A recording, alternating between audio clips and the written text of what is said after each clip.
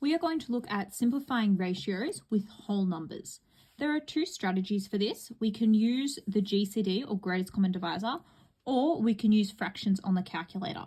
Let's first consider using the GCD. To use this strategy, we look at the two parts of our ratio and we find the greatest common divisor shared by both. So step one is find the GCD of the parts.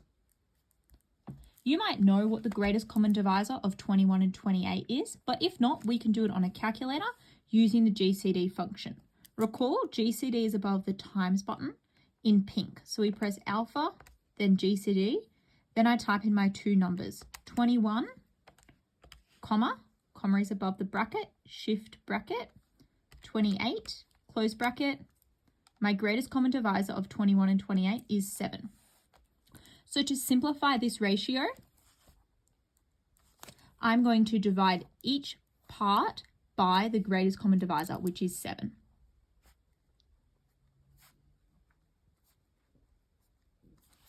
(28) divided by 7, I can do that on my calculator, or you might just know it's 4, and 21 divided by 7 is 3. So simplifying ratios is very similar to simplifying fractions. We look for our two parts, we find the greatest common divisor, and we divide each by that to create our equivalent but simplified ratio.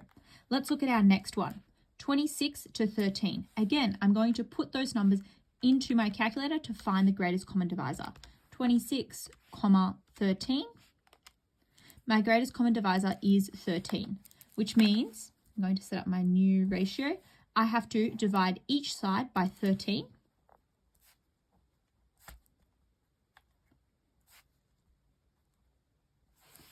And 13 divided by 13 is 1. 26 divided by 13 is 2. My simplified fraction is 2 to 1. In this last one, we can see we have 3 terms. Now, we can't put all 3 terms into our GCD function. Instead, we look for our 2 lowest terms. We find the greatest common divisor of those, and then we see if it works for the higher term. We go for the 2 lower terms because smaller numbers generally have fewer factors.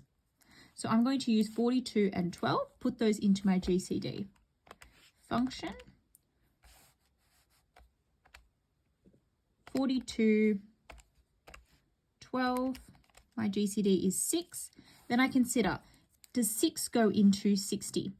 You might know, or you can do it on your calculator. 60 divided by 6. Yes, I've got a whole number, which means that 6 perfectly fits into 60. So I'm going to divide all 3 terms by the greatest common shared divisor, which is 6. 42 divided by 6 is 7. 60 divided by 6 is 10. And 12 divided by 6 is 2. Now, at this step, if you're a little unsure whether you did choose the greatest common divisor here, you can look across and think, is there any shared factors with those numbers? Well, straight away, I can see 7 and 2 are prime, so I can't simplify any further. Our other strategy is to use the fractions function on our calculator. This one doesn't show as much working, so it may not yield as many points in a test, but it does allow you to get the answer, and it can be a good way to check. So for our first step when using fractions is we turn the ratio into a fraction.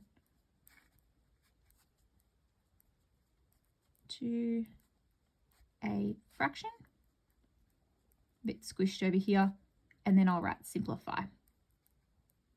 Okay, so 25 to 40. As a fraction, I write my first number as my numerator, 25 over 40. Then simplify.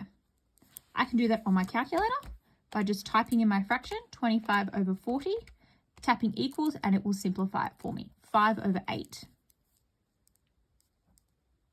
Now that I have my simplified fraction, this is the same as my ratio, but I need to change it back into ratio form. So change back to ratio form. Just like over here when we had 25 was the first number, so it goes at the top. My top number is going to go at the front of my simplified ratio, and then I'll do my colon, 8. Let's have a look at this next one.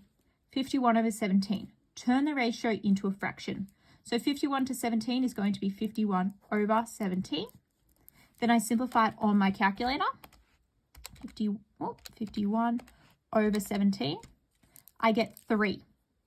Now you might be thinking, well, 3, that's not a fraction. But let's recall, any number can be written as a fraction over 1. So I can rewrite 51 over 17 as a simplified fraction. It would be 3 over 1. Now I need to turn that fraction into ratio form. So it would be 3 to 1.